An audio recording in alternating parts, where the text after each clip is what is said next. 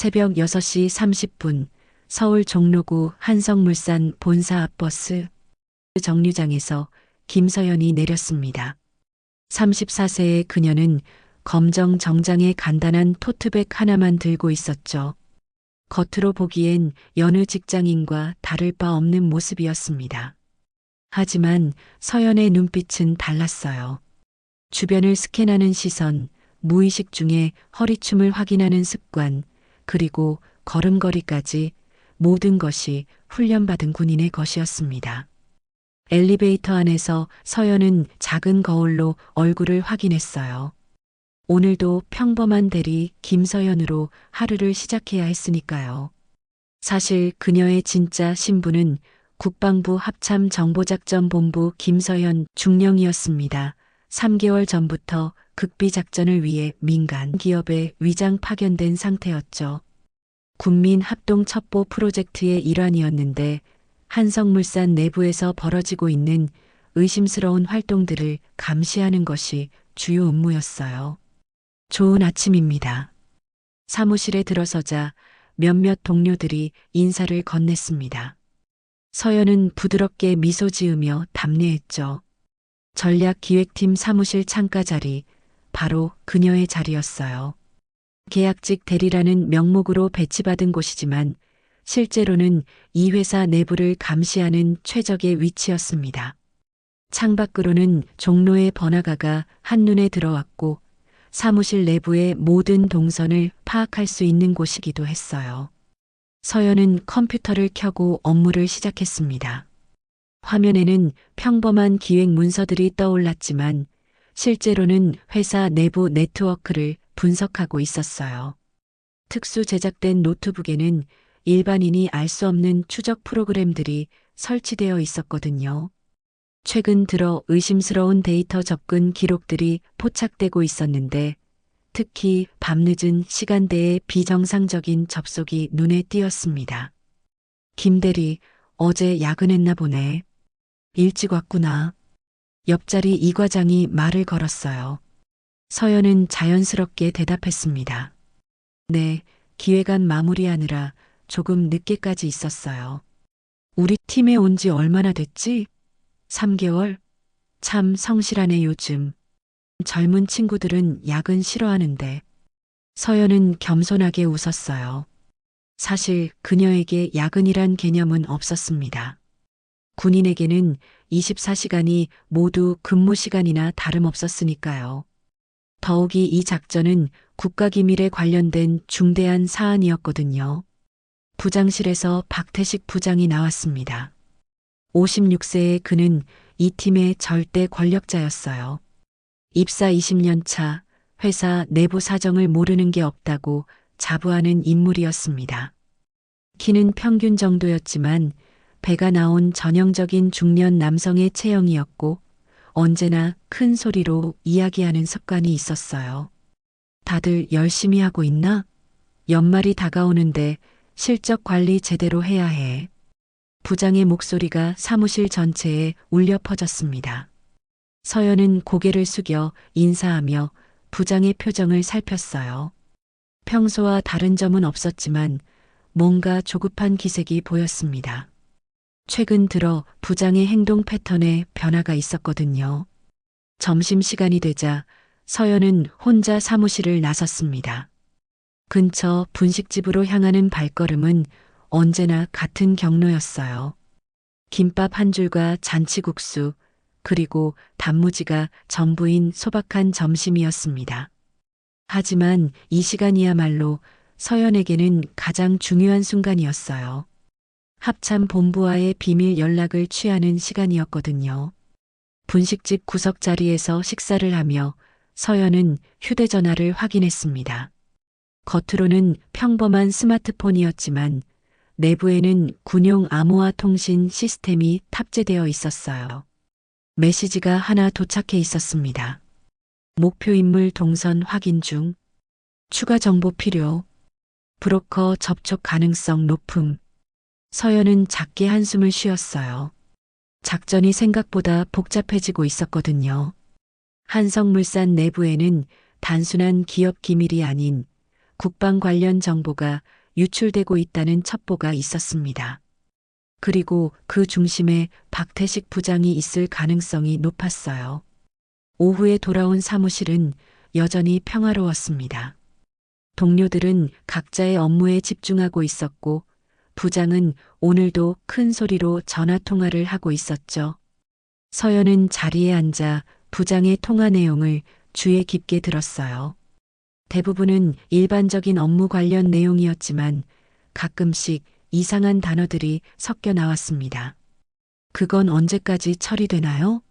예정보다 늦어지면 곤란한데. 부장의 목소리에는 평소와 다른 긴장감이 묻어났어요.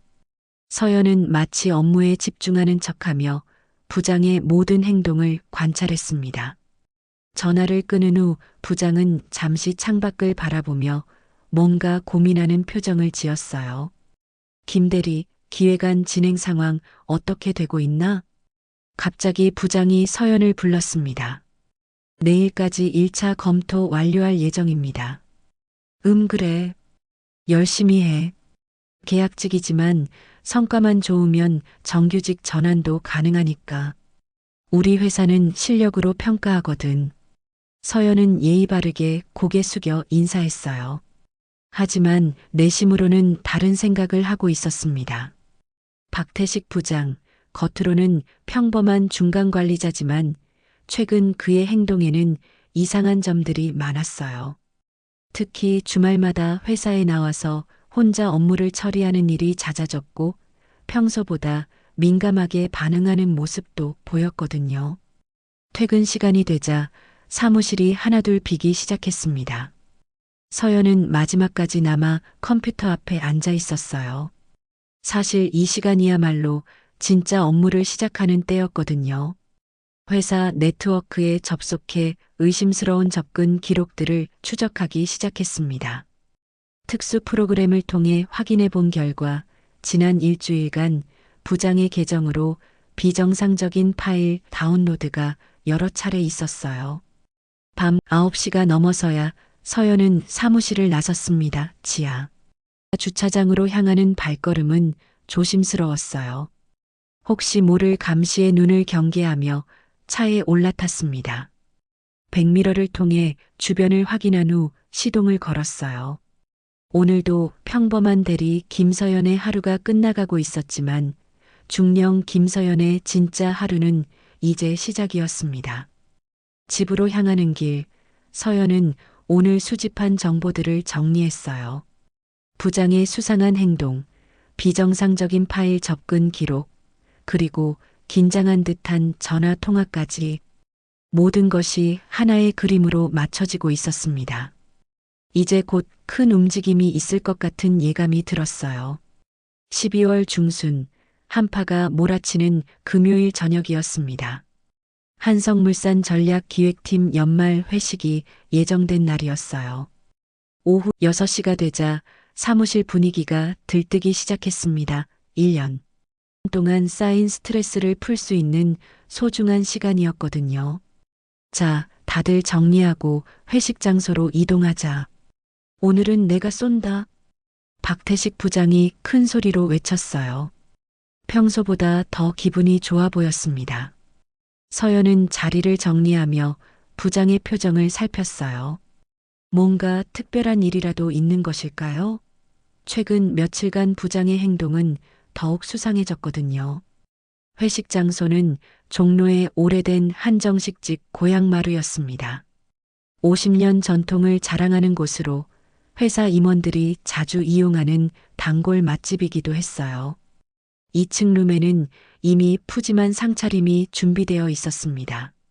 전복구이, 갈비찜, 각종 나물과 김치까지 정성스럽게 차려진 한상이었죠. 우와, 부장님, 오늘 왜 이렇게 푸시게 차려주시는 거예요? 김대리가 감탄사를 내뱉었어요.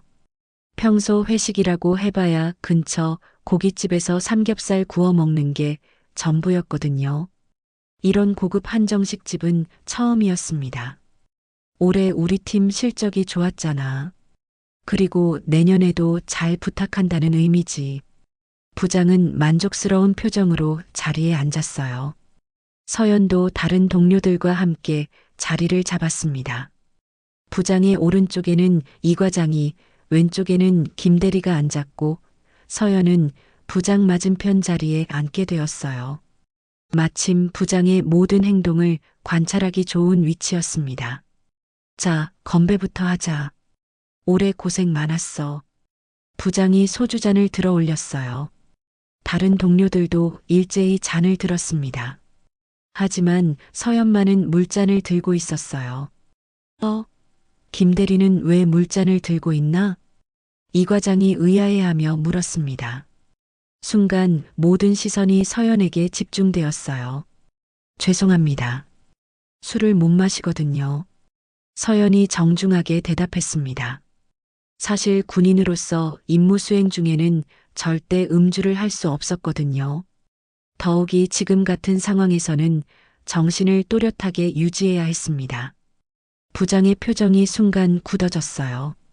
다른 동료들도 어색한 분위기를 감지했는지 서로 눈치를 보기 시작했습니다. 못 마신다고? 아예 못 마시는 건가 아니면 안 마시는 건가? 부장의 목소리에 약간의 날카로움이 섞여 있었어요. 서연은 차분하게 대답했습니다. 체질적으로 술을 받지 못해서 아예 마시지 않습니다. 아이고, 참 답답하네. 이런 자리에서는 분위기라는 게 있는 거 아닌가? 사회생활 처음 하나 보지? 부장의 말에 다른 동료들이 어색하게 웃었어요. 김 대리는 중재하려는 듯 끼어들었습니다. 부장님, 요즘은 회식에서도 강요하면 안 되잖아요. 알코올 하라스먼트라고 하던데. 아, 그래? 내가 강요했나? 난 그냥 우리 팀 분위기 이야기한 건데. 부장이 피식 웃으며 말했어요. 하지만 그 웃음 속에는 불쾌함이 숨어 있었습니다.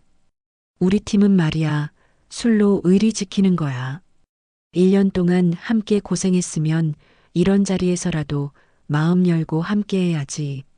물 마시면 2년 끝이야, 정말로. 부장의 말에 테이블 분위기가 싸늘해졌어요.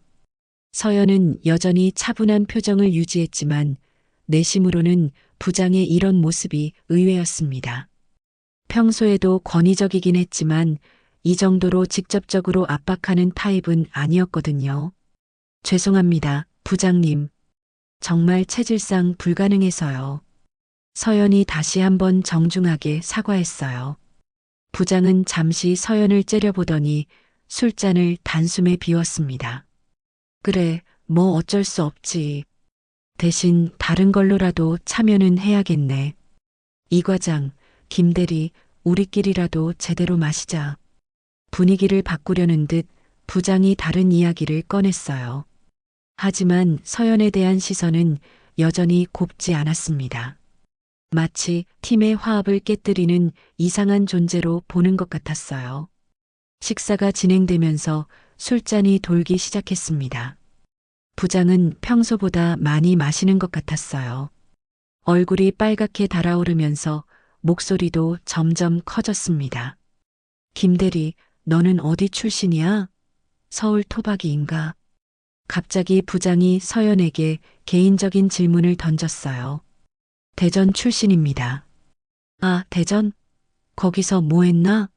대학도 거기서? 서울에서 대학 다녔고 졸업 후에 몇 군데 회사를 거쳐서 여기까지 왔습니다. 서연은 미리 준비된 신분으로 대답했어요.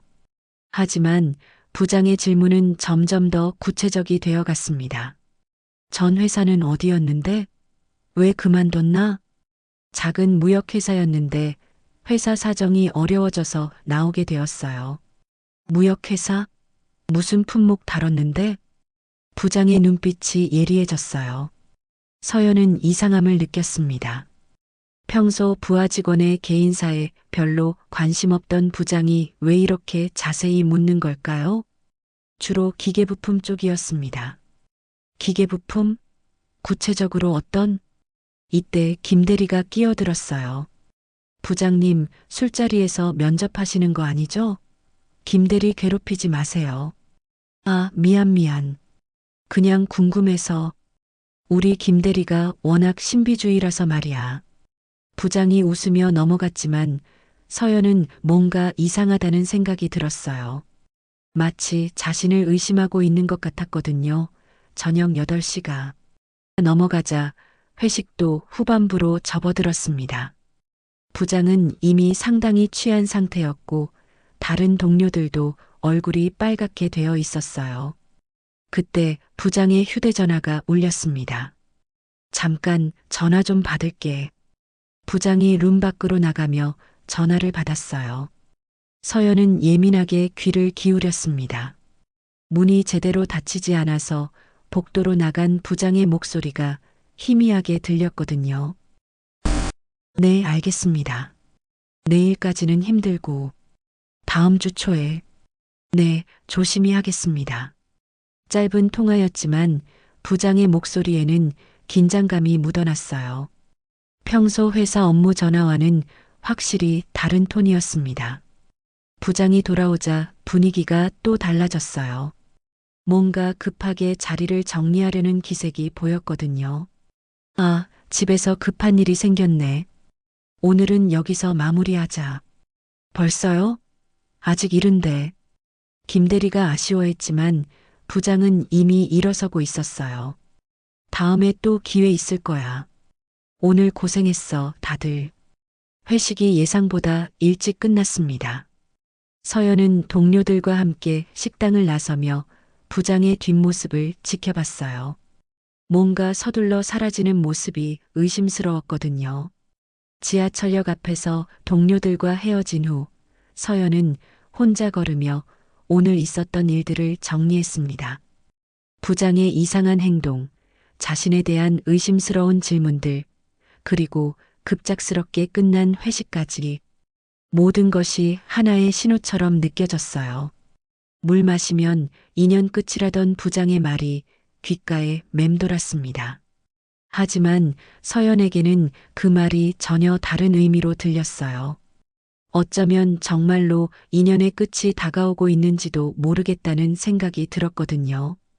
다음 날 토요일 오전, 서연은 평소보다 일찍 일어났습니다.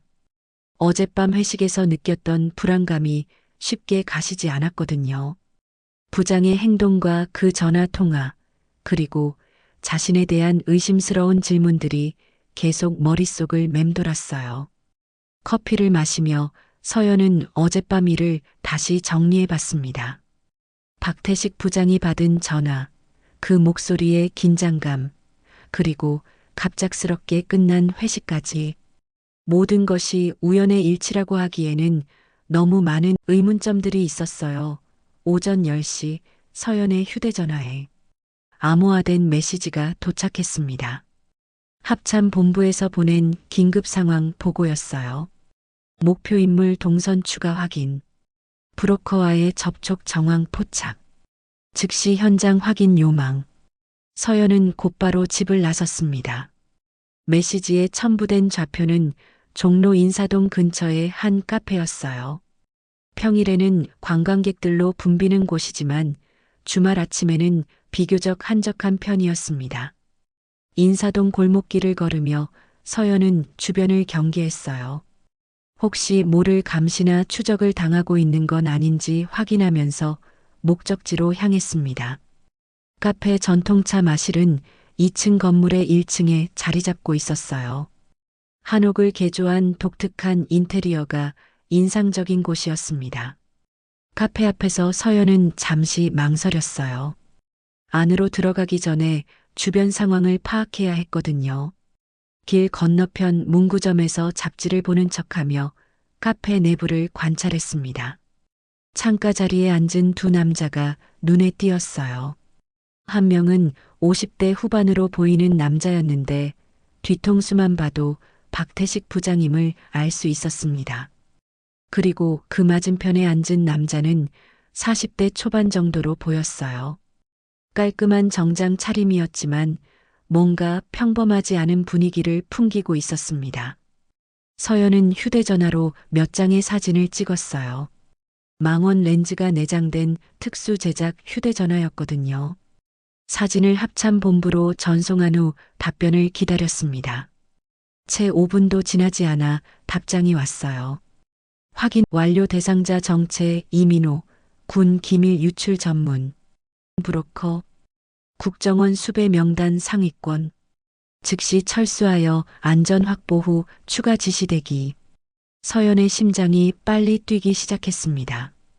드디어 결정적인 단서를 잡은 거였어요. 박태식 부장이 정말로 군 기밀 유출에 연루되어 있었던 것입니다. 하지만 너무 성급하게 행동해서는 안 되었어요. 아직 구체적인 증거가 부족했고 자신의 정체가 드러나면 모든 작전이 수포로 돌아갈 수 있었거든요. 서연은 조심스럽게 자리를 이동했습니다. 카페 맞은편 골목에 있는 전통찻집으로 들어가 2층 창가 자리에 앉았어요. 여기서는 카페 내부가 더 잘 보였습니다. 부장과 브로커는 진지하게 대화를 나누고 있었어요. 가끔씩 서류를 주고받는 모습도 보였습니다. 30분 정도 지났을 때 브로커가 작은 USB를 꺼내서 부장에게 건넸어요. 부장은 그것을 받아서 재킷 안주머니에 넣었습니다. 그 순간을 서연은 놓치지 않고 사진으로 남겼어요.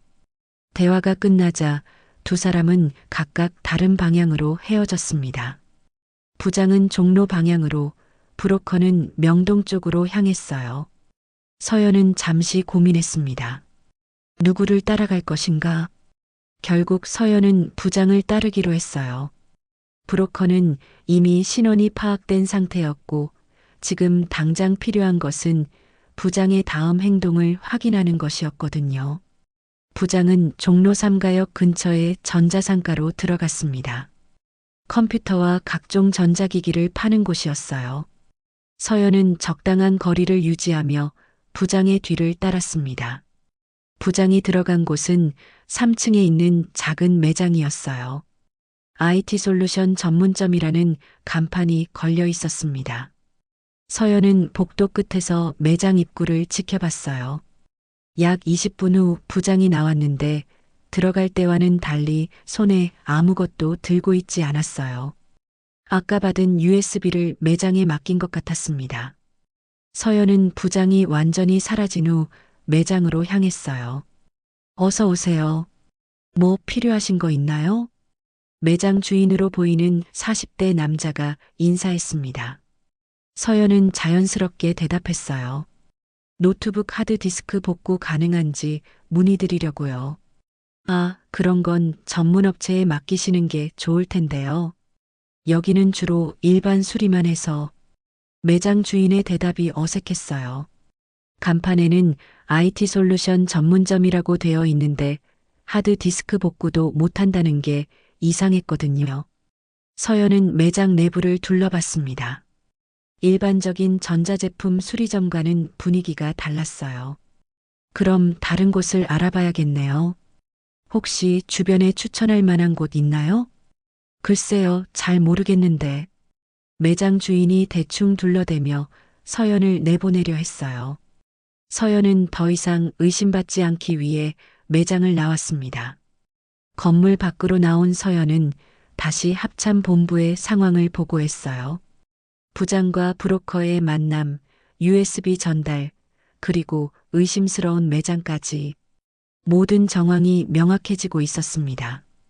본부에서는 즉시 해당 매장에 대한 뒷조사를 시작하라는 지시가 내려왔어요. 그리고 월요일부터는 더욱 조심스럽게 부장을 감시하라는 당부도 함께였습니다. 오후가 되자 서연은 집으로 돌아갔어요. 하지만 마음은 편하지 않았습니다. 이제 부장이 군 기밀 유출에 연루되어 있다는 것이 거의 확실해졌거든요. 문제는 어떤 기밀이 유출되고 있는지, 그리고 얼마나 많은 사람들이 연루되어 있는지였어요.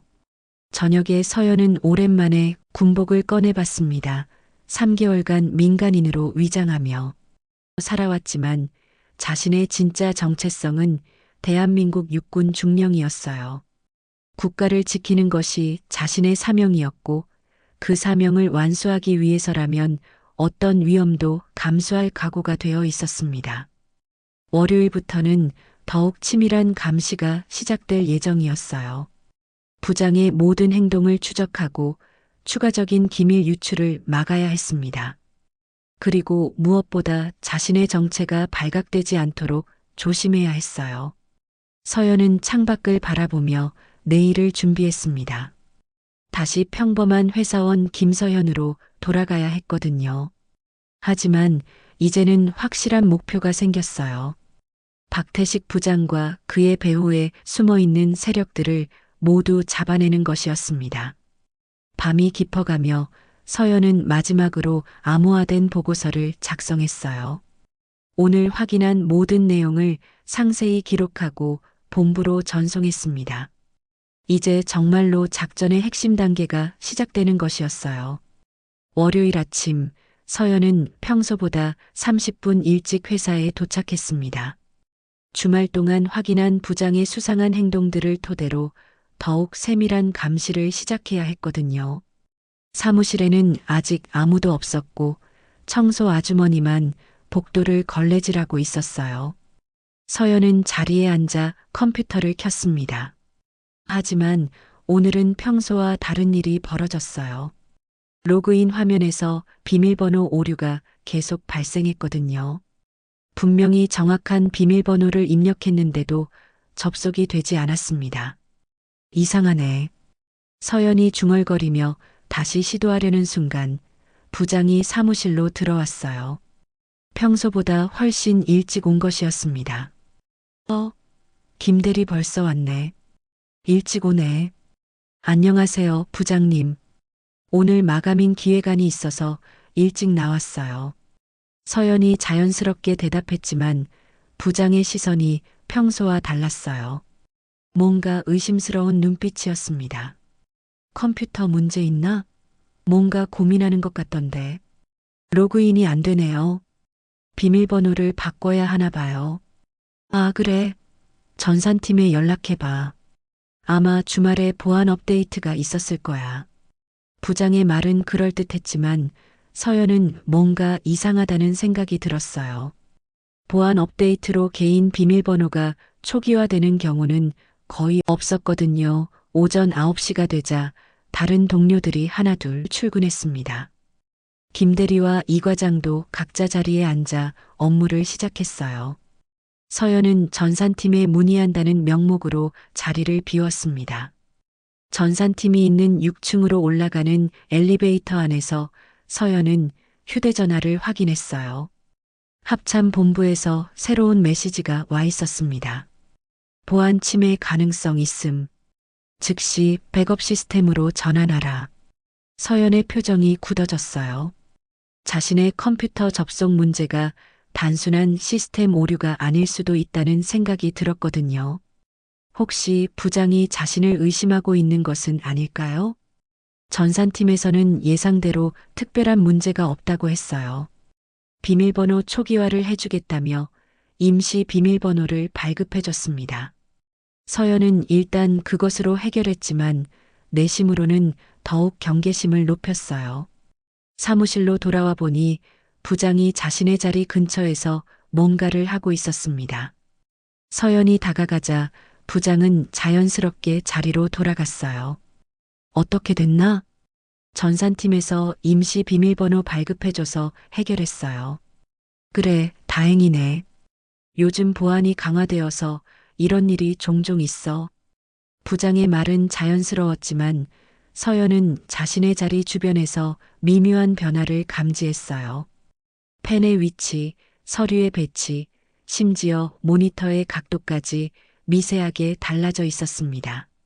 점심시간이 되자 서연은 평소보다 일찍 자리를 떴어요. 분식집으로 가는 대신 근처 인터넷 카페로 향했습니다.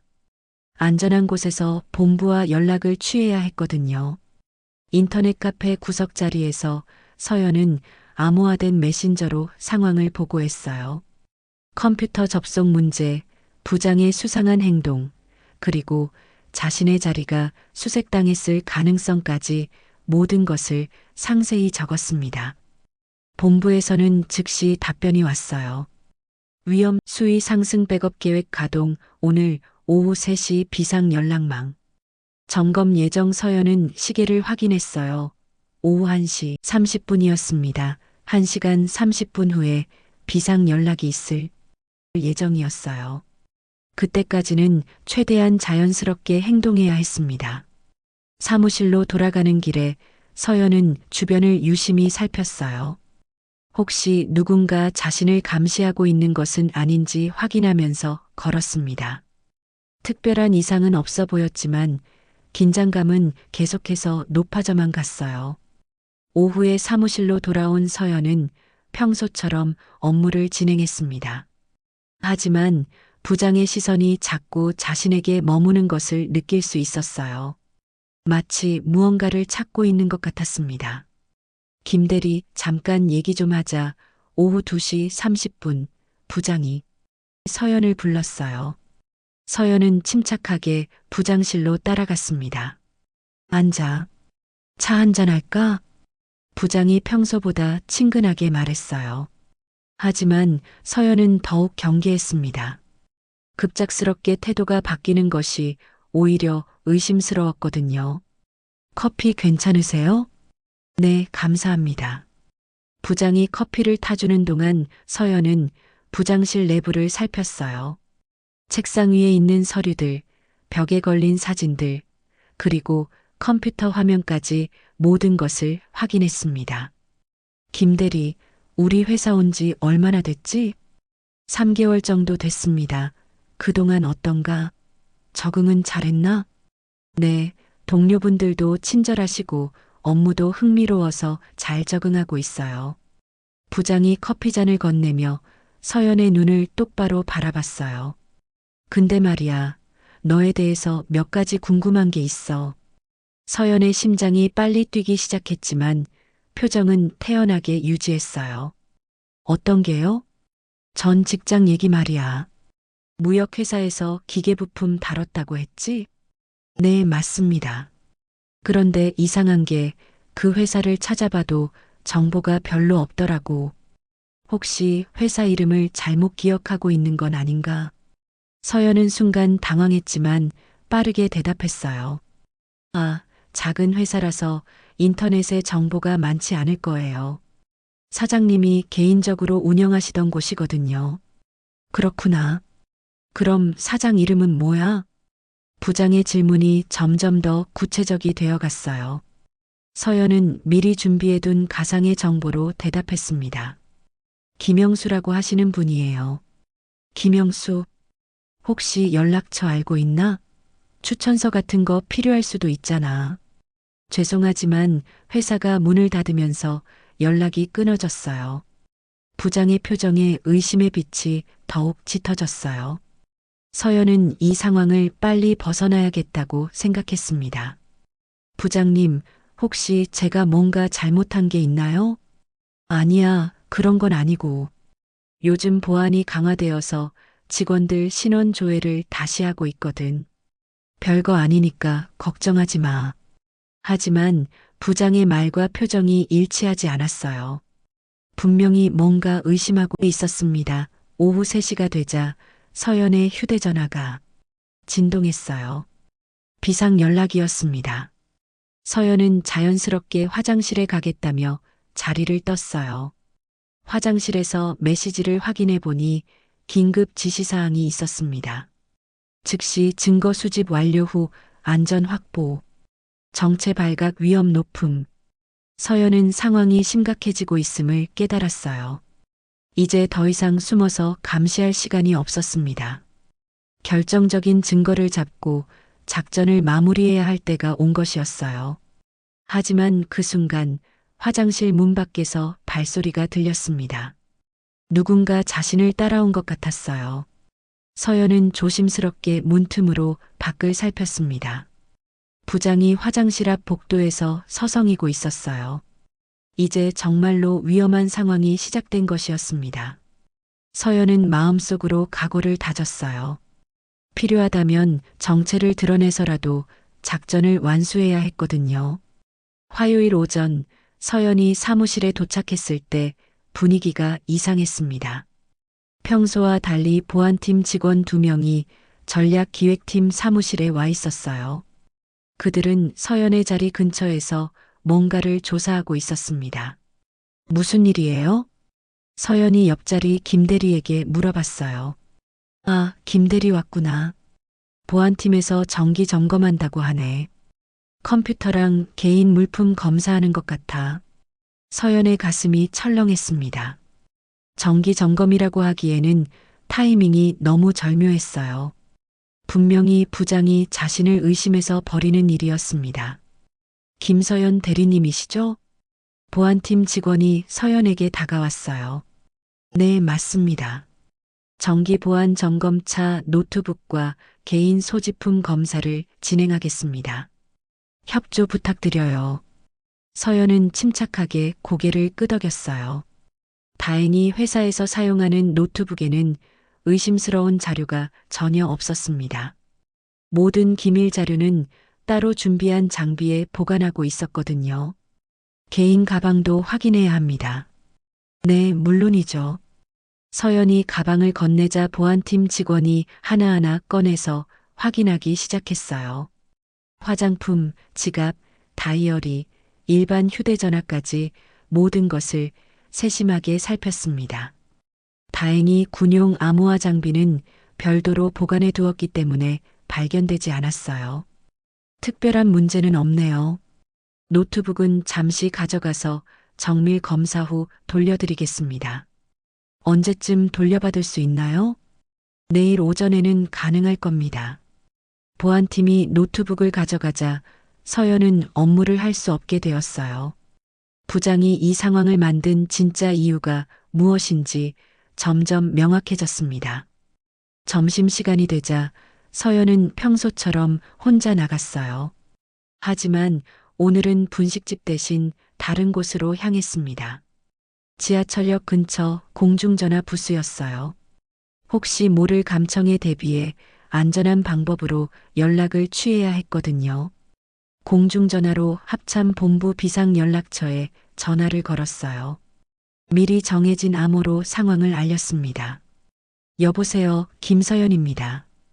오늘 의료진 검진 예정이었는데 시간 변경 가능한가요? 확인해 보겠습니다. 잠시만 기다려 주세요. 상대방도 암호를 알아듣고 적절하게 대응했어요. 잠시 후 답변이 왔습니다. 오늘 오후 3시로 변경 가능합니다. 장소는 기존과 동일하고요. 감사합니다. 오후 3시 지정된 장소에서 만나자는 뜻이었어요. 장소는 남산타워 근처의 한 찻집이었습니다. 사무실로 돌아온 서연은 최대한 자연스럽게 행동했어요.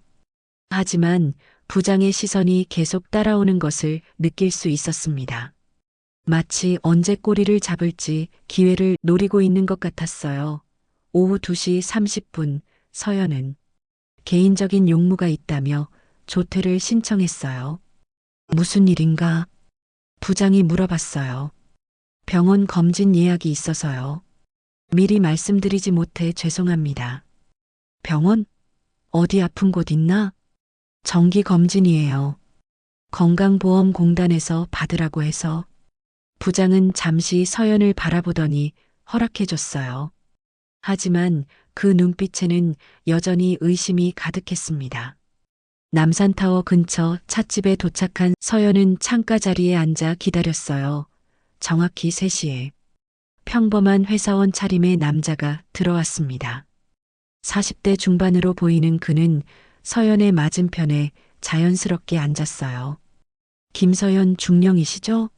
저는 합참작전본부 박민수 소령입니다. 작은 목소리로 신분을 밝힌 후 박소령이 상황을 설명했어요. 현재 상황이 매우 위험합니다. 박태식 부장이 중령님을 강하게 의심하고 있어요. 오늘 보안 검사도 그의 요청으로 이루어진 것입니다. 예상했던 일입니다. 그런데 구체적으로 어느 정도까지 파악하고 있을까요? 아직 정확한 정체는 모르는 것 같습니다. 하지만 일반적인 회사원이 아니라는 의심은 확실히 하고 있어요. 박소령이 작은 봉투를 건넸어요. 새로운 신분증과 비상 연락망입니다. 만약의 상황에 대비해서 준비했어요. 작전은 어떻게 진행되나요? 내일 밤이 결정적인 순간이 될 것 같습니다. 정보에 따르면 박태식이 대량의 기밀 자료를 넘기기로 했거든요. 서연의 표정이 굳어졌어요. 어떤 자료인지 알고 있나요? 신형 무기 체계 관련 자료입니다. 만약 이것이 해외로 유출되면 국가 안보에 심각한 타격을 줄 수 있어요. 그럼 내일까지 확실한 증거를 잡아야겠네요. 맞습니다. 하지만 중령님의 안전이 우선입니다. 위험하다고 판단되면 즉시 철수하세요. 두 사람은 약 30분간 더 구체적인 계획을 논의했어요. 내일 밤까지 결정적인 순간이 올 예정이었습니다. 찻집을 나온 서연은 집으로 향했어요. 하지만 지하철역에서 이상한 기분이 들었습니다. 누군가 자신을 따라오고 있는 것 같았거든요. 서연은 자연스럽게 방향을 바꿔 백화점으로 들어갔어요. 여러 층을 돌아다니며 추적자가 있는지 확인했습니다. 3층 여성복 매장에서 옷을 구경하는 척하며 주변을 살폈어요. 과연 한 남자가 멀리서 자신을 지켜보고 있었습니다. 30대 후반으로 보이는 남자였는데 평범한 회사원 같은 차림이었지만 움직임이 전문적이었어요. 서연은 백화점 화장실로 들어갔어요. 그곳에서 휴대전화로 비상 연락을 취했습니다. 추적당하고 있습니다. 즉시 지원 요청합니다. 위치 확인했습니다. 10분 후 백화점 지하 주차장 B2층에서 만나세요. 서연은 조심스럽게 화장실을 나와 엘리베이터로 향했어요. 추적자는 여전히 멀리서 따라오고 있었습니다. 지하 주차장에 도착하자 박소령이 이미 와 있었어요. 검은색 승용차에서 내린 그는 서연에게 빠르게 다가왔습니다. 어떤 상황입니까? 30대 후반 남성, 회사원 차림. 전문적인 움직임을 보입니다. 알겠습니다. 일단 안전한 곳으로 이동하죠. 두 사람이 차에 타려는 순간 추적자가 지하 주차장으로 내려왔어요. 서연과 눈이 마주치자 그는 재빠르게 휴대전화를 꺼내 누군가에게 전화를 걸었습니다. 발각됐네요. 예상보다 상황이 빠르게 전개되고 있습니다. 오늘 밤부터 안전가옥에서 대기하세요. 박소령의 차가 지하 주차장을 빠져나가며 서연은 뒤를 돌아봤어요. 추적자는 여전히 그 자리에 서서 전화 통화를 하고 있었습니다. 이제 정말로 위험한 게임이 시작된 것이었어요. 내일 밤이면 모든 것이 결정될 예정이었습니다. 서연은 마음속으로 각오를 다졌어요. 어떤 일이 있어도 국가 기밀을 지켜내야 했거든요. 안전가옥으로 향하는 차 안에서 서연은 창밖을 바라봤어요. 평범한 회사원 김서연으로서의 마지막 밤이 될 수도 있었습니다. 내일부터는 진짜 정체를 드러내고 싸워야 할지도 몰랐거든요. 수요일 아침 서연은 안전가옥에서 눈을 떴습니다. 1시간도 제대로 잠들지 못했어요. 오늘이 작전의 마지막 날이 될 가능성이 높았거든요. 박소령이 준비해준 아침 식사를 간단히 마친 후 서연은 마지막으로 회사에 나가기로 했습니다. 정말 위험합니다. 박태식이 이미 의심하고 있는 상황에서 다시 나타나는 것은 박소령이 걱정스러운 표호로 말했어요. 하지만 오늘 밤 거래가 성사되기 전에 결정적인 증거를 확보해야 합니다. 지금 철수하면 모든 게 수포로 돌아가요. 서연의 의지는 확고했습니다. 3개월간의 잠복 수사를 헛되이 할 수는 없었어요. 그럼 비상지원팀을 대기시키겠습니다. 위험하다고 판단되면 즉시 신호를 보내세요. 한성물산에 도착한 서연은 평소와 다른 분위기를 느꼈어요. 경비실에서부터 시선이 따가웠고 엘리베이터를 타는 순간에도 누군가 지켜보고 있다는 느낌이 들었습니다. 사무실에 들어서자 부장이 이미 와 있었어요. 평소보다 훨씬 일찍 출근한 것 같았습니다. 김대리, 어제 병원은 어땠나? 부장의 목소리에는 평소와 다른 날카로움이 있었어요. 별다른 이상은 없다고 하네요. 그래, 다행이네. 그런데 어제 오후에 너를 본 사람이 있더라고. 서연의 심장이 빨리 뛰기 시작했지만 표정은 태연하게 유지했어요. 어디서요? 남산 근처에서. 혹시 병원이 그쪽인가? 아니요. 병원은 강남에 있어요. 남산은. 아, 검진 후에 친구를 잠깐 만났거든요. 부장이 서연을 뚫어져라 바라봤어요. 그 시선에는 확신에 찬 의심이 담겨 있었습니다. 친구? 어떤 친구? 대학 동창이에요. 오랜만에 만나서 차나 한잔 하자고 해서. 그 친구 이름이 뭐야? 부장의 질문이 점점 더 노골적이 되어 갔어요. 이제 더 이상 숨기려 하지도 않았습니다. 왜 그렇게 자세히 물어보시는 거예요?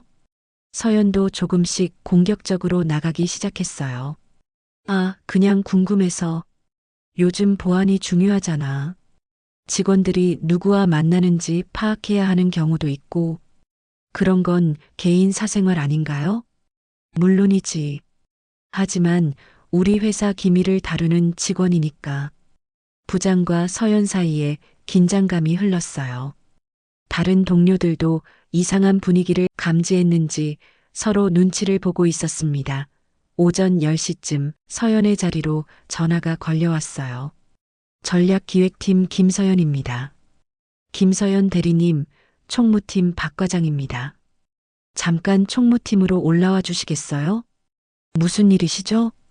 계약 관련해서 확인할 게 있어서요. 서연은 이상하다는 생각이 들었어요. 계약직 대리에게 확인할 계약 관련 업무가 있을 리 없었거든요. 잠깐 총무팀에 다녀오겠습니다. 부장에게 말하자 부장이 고개를 끄덕였어요. 하지만 그 표정에는 뭔가 계획된 일이라는 듯한 만족감이 스쳐 지나갔습니다. 총무팀이 있는 8층으로 올라간 서연은 박 과장을 찾았어요. 안녕하세요, 김서연입니다. 아, 왔네요. 잠깐 이쪽으로 오세요. 박 과장이 서연을 작은 회의실로 안내했어요. 그런데 회의실 안에는 박 과장 외에 다른 사람들이 더 있었습니다. 보안팀장과 인사팀 직원, 그리고 처음 보는 남자 한 명이 앉아 있었어요.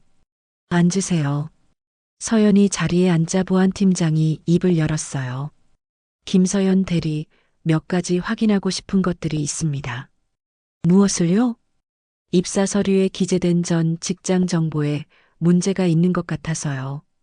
보안팀장이 서류를 펼쳐 보였어요. 여기 적힌 회사, 실제로는 존재하지 않습니다. 서연의 얼굴이 굳어졌어요. 미리 준비한 가짜 신분이 들통난 것이었습니다. 그럴 리 없는데요. 분명히 있던 회사인데. 우리가 직접 확인해 봤습니다. 해당 주소에는 그런 회사가 없었고 사업자 등록도 되어 있지 않았어요. 처음 보는 남자가 입을 열었어요. 저는 민간조사업체에서 나왔습니다. 김서연이라는 이름으로 된 사람을 추적해 봤는데 3개월 전 이전의 기록이 거의 없어요. 서연은 상황이 심각해졌음을 깨달았어요. 이제 더 이상 숨길 수 없을 것 같았습니다. 그럼 당신은 도대체 누구입니까? 보안팀장의 질문에 서연은 잠시 침묵했어요. 어떻게 대답해야 할지 고민하고 있었거든요. 대답하세요. 당신의 진짜 정체가 뭡니까? 그때 서연의 휴대전화가 진동했어요. 긴급 메시지였습니다. 즉시 철수. 비상상황 발생. 서연은 결심했어요. 이제 더 이상 숨길 필요가 없었습니다. 죄송하지만 지금 당장은 말씀드릴 수 없습니다. 서연이 일어서려 하자 보안팀장이 막아섰어요. 어디 가려고 하세요? 상황이 정리될 때까지는 여기서 기다려야 합니다. 법적 근거가 있나요? 저를 억류할 권한이 있으신가요? 회사 보안 규정에 따라 회사 규정이 개인의 자유를 제한할 수는 없습니다. 서연이 단호하게 말하자 분위기가 더욱 긴장되었어요. 그때 회의실 문이 열리며 박태식 부장이 들어왔습니다. 어떻게 되어가고 있나? 아직 정체를 밝히지 않고 있습니다. 부장이 서연을 똑바로 바라봤어요. 김서연, 아니, 당신이 누구든 상관없지만 이제 끝났어. 당신이 뭘 하러 여기 왔는지 다 알고 있거든. 무슨 말씀이세요? 스파이겠지. 아니면 산업 스파이든지. 우리 회사 기밀을 훔치려고 온 거 아닌가? 부장의 말에 서연은 오히려 웃음이 나왔어요. 정작 기밀을 팔아넘기려는 사람이 자신을 스파이라고 몰아세우고 있었거든요. 증거가 있나요? 증거. 가짜 신분으로 입사한 것만으로도 충분한 증거지. 그것만으로는 스파이라고 단정할 수 없죠. 서연과 부장 사이에 팽팽한 대치가 이어졌어요. 그때 서연의 휴대전화가 또 진동했습니다. 이번에는 전화였어요. 전화 받겠습니다. 안 됩니다. 지금은 개인 전화 받는 것까지 막을 권리는 없으실 거예요. 서연이 전화를 받자 박소령의 목소리가 들렸어요. 지금 당장 그 건물을 나오세요. 5분 후에 큰 일이 벌어집니다. 서연의 표정이 순간 굳어졌어요. 뭔가 중대한 상황이 벌어지려고 하고 있었습니다. 알겠습니다. 지금 나가겠습니다. 전화를 끊은 서연이 일어서자 부장이 막아섰어요. 어디 가려고? 아직 끝나지 않았어. 죄송하지만 급한 일이 생겼습니다. 안 됩니다. 경찰이 올 때까지 여기 있어야 해요. 경찰이요? 서연이 놀란 척했지만 실제로는 예상하고 있던 일이었어요. 네, 이미 신고했습니다. 산업 스파이 혐의로. 그 순간 서연은 더 이상 기다릴 수 없다고 판단했어요. 비상 상황이 임박했다는 것은 큰 작전이 시작된다는 의미였거든요. 그럼 할 수 없네요. 서연이 갑자기 움직이자 보안팀장이 그녀를 붙잡으려 했어요. 하지만 서연은 가볍게 그를 제압하고 회의실 문으로 향했습니다. 잡아. 도망간다. 부장이 소리쳤지만 서연은 이미 복도로 나가고 있었어요. 이제 정말로 마지막 순간이 다가오고 있었습니다. 서연이 회의실을 박차고 나오자 복도에 있던 보안 요원들이 그녀를 막아섰습니다. 하지만 서연은 3개월간 숨겨왔던 진짜 실력을 드러내기 시작했어요. 첫 번째 요원의 팔을 비틀어 제압하고 두 번째 요원은 다리 걸기로 넘어뜨렸습니다. 잡아. 절대 놓치면 안 돼. 부장의 다급한 목소리가 복도에 울려 퍼졌어요.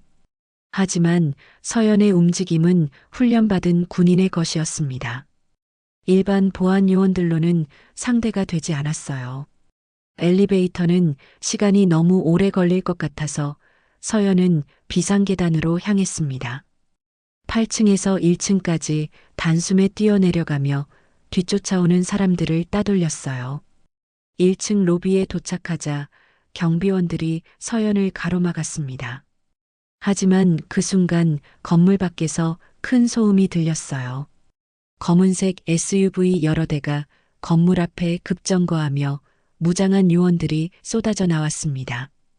국정원입니다. 건물을 봉쇄합니다. 확성기를 통해 나온 목소리에 로비가 순식간에 아수라장이 되었어요. 직원들은 놀라서 비명을 지르며 이곳저곳으로 흩어졌습니다. 서연은 이 틈을 타서 건물 밖으로 나갔어요. 밖에서는 박소령이 기다리고 있었습니다. 중령님, 이쪽으로. 박소령이 서연을 자신의 차로 안내했어요. 차에 타자마자 박소령이 상황을 설명했습니다. 박태식이 오늘 오후 3시에 대량의 기밀 자료를 넘기기로 했습니다. 장소는 인천항 컨테이너 부두예요. 어떤 자료인가요? 신형 미사일 방어체계 설계도와 군사위성 정보입니다.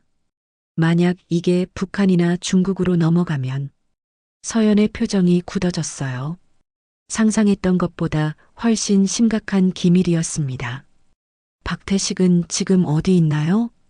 아마 회사에서 마지막 자료를 정리하고 있을 겁니다. 오후 2시에 회사를 나와서 인천으로 향할 예정이에요. 시계를 보니 오후 1시 30분이었습니다. 이제 30분밖에 남지 않았어요.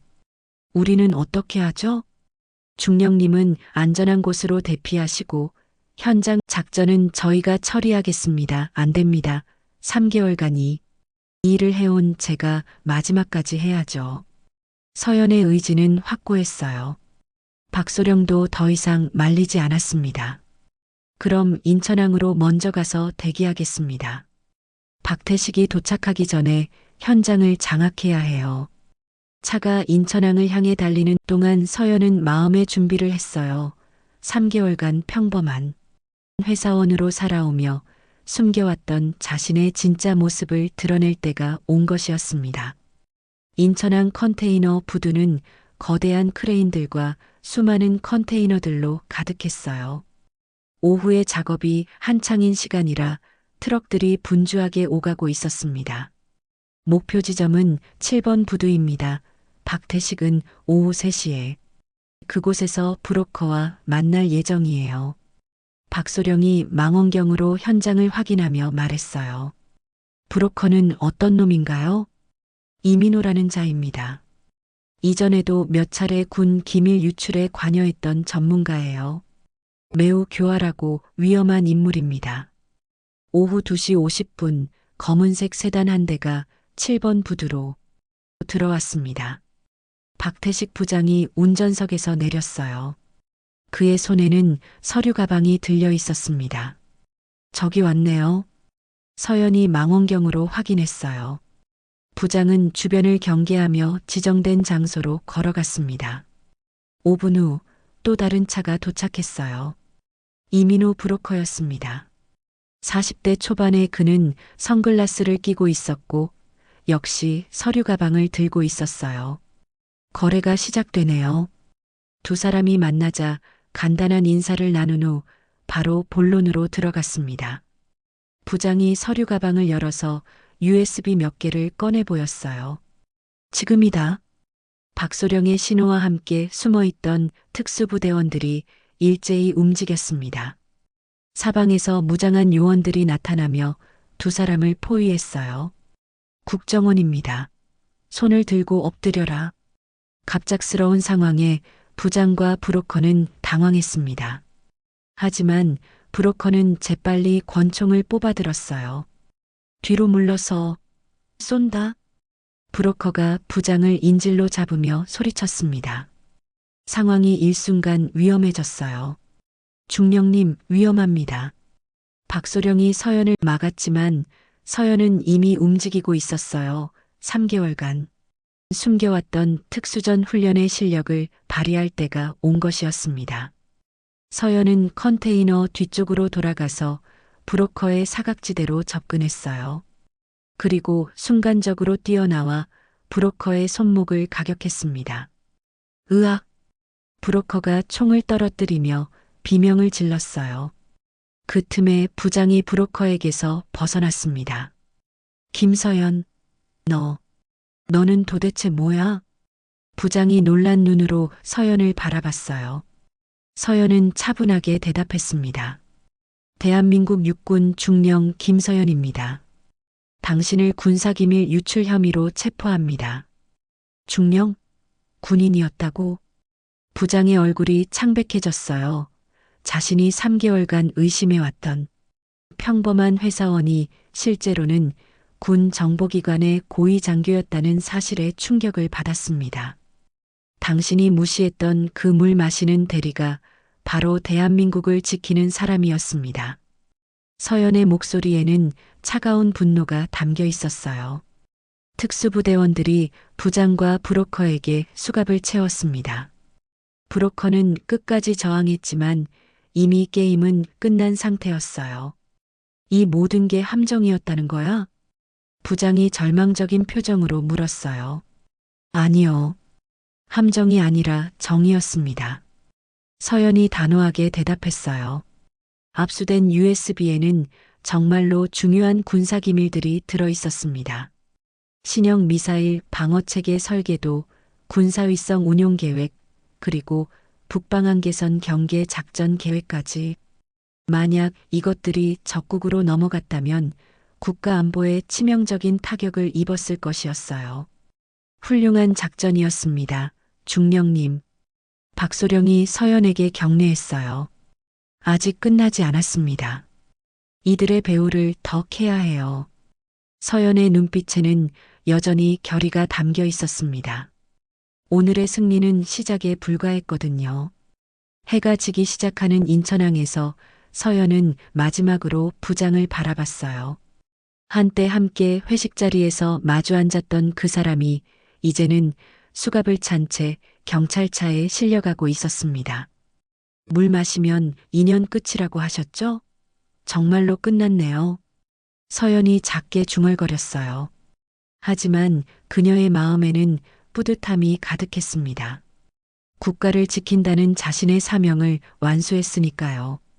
사건이 마무리된 지 일주일 후 서연은 용산 국방부 합참본부에 있었습니다.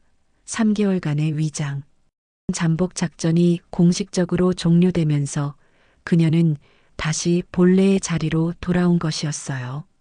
정보작전본부 중령실에 앉아 있는 서연의 모습은 한성물산의 평범한 대리 김서현과는 완전히 달랐습니다. 김서현 중령, 이번 작전은 완벽했습니다. 정보작전본부장인 이준석 준장이 칭찬의 말을 건넸어요. 감사합니다. 다만 아직 완전히 끝난 건 아니죠. 서연이 책상 위에 놓인 수사보고서를 가리켰습니다. 박태식과 이민호 브로커는 체포되었지만 이들 배후에 더 큰 조직이 있을 가능성이 높았거든요. 맞습니다. 현재 국정원과 합동으로 추가 수사를 진행하고 있어요. 박태식의 해외 계좌 추적 결과 상당한 금액이 움직였더군요. 얼마나 오래전부터 활동했을까요? 최소 2년 이상으로 보입니다. 그동안 유출된 기밀의 규모를 생각하면 이준석 준장의 표정이 어두워졌어요. 한 명의 배신자가 얼마나 큰 피해를 줄 수 있는지 보여주는 사례였습니다. 중령은 이제 좀 쉬어야겠네요. 3개월간 정말 고생했어요. 아닙니다. 군인으로서 당연한 임무였습니다. 그때 서연의 휴대전화에 메시지가 하나 들어왔어요. 한성물산 동료였던 김대리에게서 온 것이었습니다. 서연아, 갑자기 사라져서 다들 궁금해하고 있어. 연락 한번 달라. 회사에 무슨 일이 있었는지 아무도 정확히 모르겠어. 부장님도 갑자기 안 나오시고 서연은 잠시 복잡한 마음이 들었어요. 3개월간 함께 일했던 동료들에게는 자신이 그냥 어느 날 갑자기 사라진 사람일 뿐이었습니다. 진실을 말해줄 수도 없고 그렇다고 완전히 무시할 수도 없었어요. 서연은 간단하게 답장을 보냈습니다. 갑작스럽게 개인 사정이 생겨서 회사를 그만두게 되었어. 미리 인사 못 드려서 죄송해. 모두 건강하게 지내세요. 메시지를 보내고 나서 서연은 창밖을 바라봤어요. 서울 시내가 한눈에 내려다 보이는 고층 건물에서 바라본 풍경은 한성물산 사무실 창가에서 보던 것과는 전혀 달랐습니다. 그런데 중령 회식 자리에서 술을 안 마셔서 의심받았다는 보고가 있던데 정말인가요? 이준석 준장이 웃으며 물어봤어요. 네, 그런 일이 있었습니다. 물 마시면 인연 끝이라고 하더군요. 아, 그래서 정말로 인연이 끝난 셈이네요. 다만 그 인연의 끝이 감옥이 되었지만 두 사람이 잠시 웃음을 나눴어요. 하지만 서연의 마음 한구석에는 아직도 복잡한 감정이 남아 있었습니다. 오후가 되자 서연은 혼자 시간을 갖기 위해 한강공원으로 나갔어요. 3개월간 긴장해 연속이었던 일상에서 벗어나 진짜 자신을 돌아볼 시간이 필요했거든요. 한강변을 따라 조깅을 하며 서연은 지난 시간들을 되돌아봤습니다. 김서연 대리로 살았던 3개월, 그 시간 동안 만났던 사람들, 그리고 마지막 순간 박태식 부장의 충격받은 표정까지. 정말 아무것도 몰랐을까? 서연은 혼자 중얼거렸어요. 부장이 자신의 정체를 전혀 눈치채지 못했다는 것이 때로는 의외였습니다. 아무리 연기를 잘했다고 해도 3개월이라는 시간은 결코 짧지 않았거든요. 조깅을 마치고 벤치에 앉은 서연은 휴대전화로 박태식 부장의 구속 소식을 확인했어요. 언론에서는 대기업 임원의 산업기밀 유출 사건으로 보도하고 있었습니다. 군사기밀이라는 부분은 국가기밀로 분류되어 공개되지 않았어요. 한성물산 박태식 부장, 산업기밀 유출 혐의로 구속. 해외 브로커와 공모하여 회사 기밀정보 판매 시도. 기사를 읽으며 서연은 씁쓸한 마음이 들었어요. 진실의 일부만 알려질 뿐 정작 중요한 부분은 영원히 숨겨질 수밖에 없었습니다.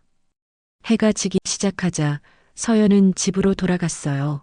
3개월 동안 거의 사용하지 않았던 자신의 집은 여전히 그대로였습니다. 군복이 걸려있는 옷장, 책상 위에 군사 관련 서적들, 그리고 벽에 걸린 부대 사진들까지. 이제 다시 원래 생활로 돌아가는구나. 서연이 거울 앞에 서서 자신을 바라봤어요. 3개월간 김서연 대리로 살면서 잊고 있었던 진짜 자신의 모습이었습니다. 저녁 식사를 하며 서연은 뉴스를 봤어요. 한성물산 사건은 간단히 언급되었을 뿐 대부분의 사람들에게는 그저 하나의 뉴스거리에 불과했습니다. 하지만 서연에게는 3개월간의 치열한 전쟁이었어요. 밤이 되자 서연은 마지막으로 보고서를 정리했습니다. 작전의 모든 과정, 수집한 증거들, 그리고 앞으로의 수사 방향까지 상세히 기록했어요. 이 보고서는 기밀로 분류되어 극소수의 사람들만 볼 수 있을 것이었습니다. 보고서의 마지막 부분에 서연은 이렇게 적었습니다. 본 작전을 통해 확인한 것은 국가 기밀을 지키는 일의 중요성입니다.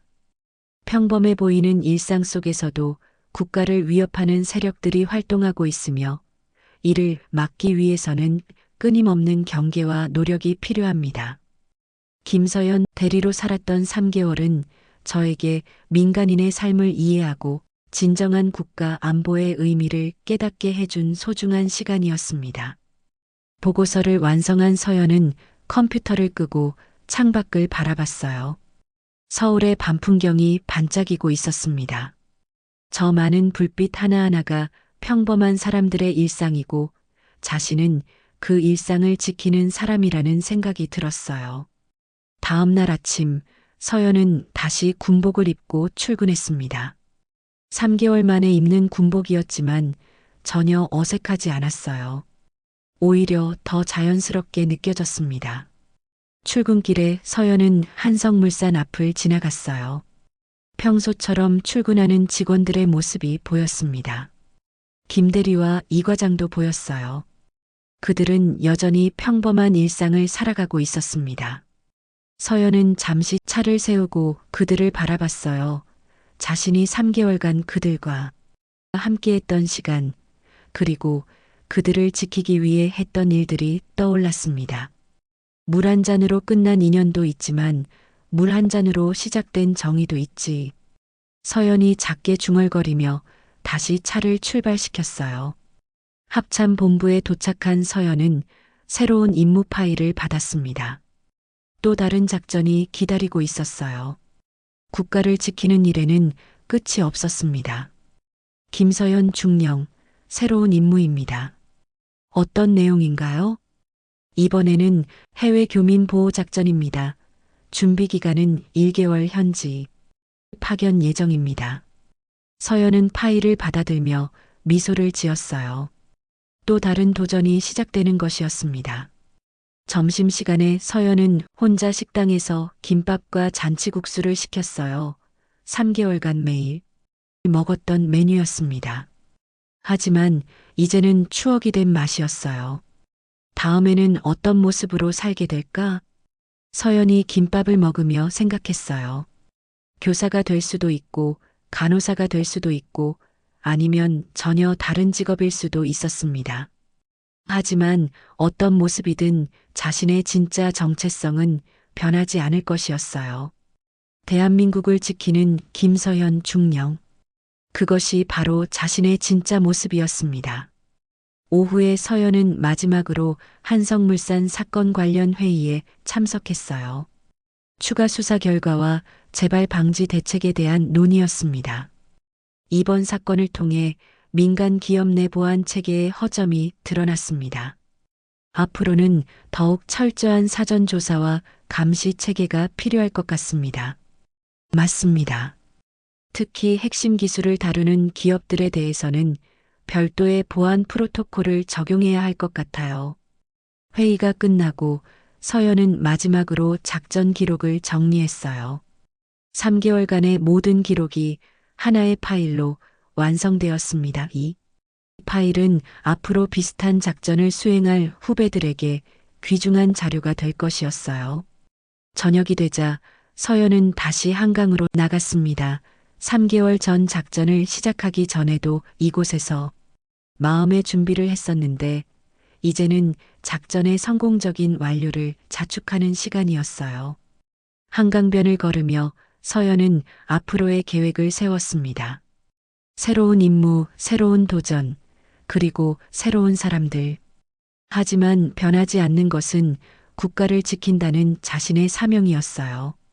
물 마시면 인연 끝이라고 했지만 새로운 인연은 또 시작되겠지. 서연이 한강을 바라보며 미소 지었어요. 내일부터는 또 다른 김서연이 될 준비를 해야 했습니다.